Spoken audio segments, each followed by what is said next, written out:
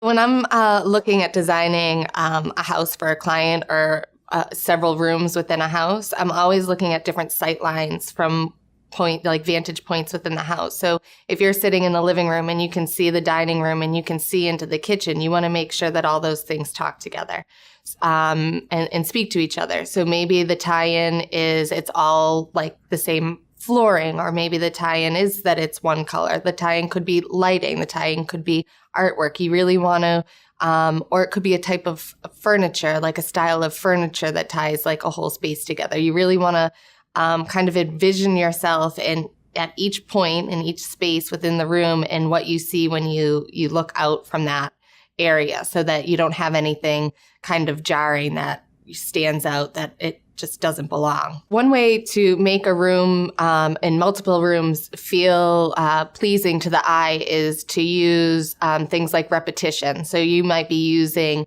the same series of pictures, or, a series of 3 elements kind of consistently throughout a space.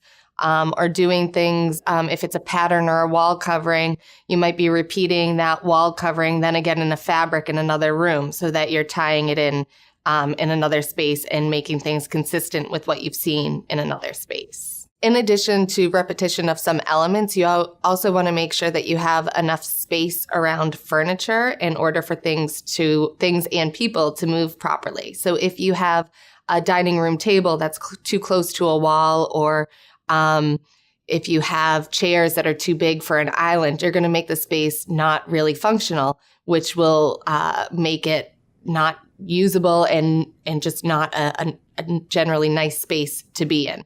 So you want to work with repetition, you want to work with scale, and make sure that you have the right sized objects within the space.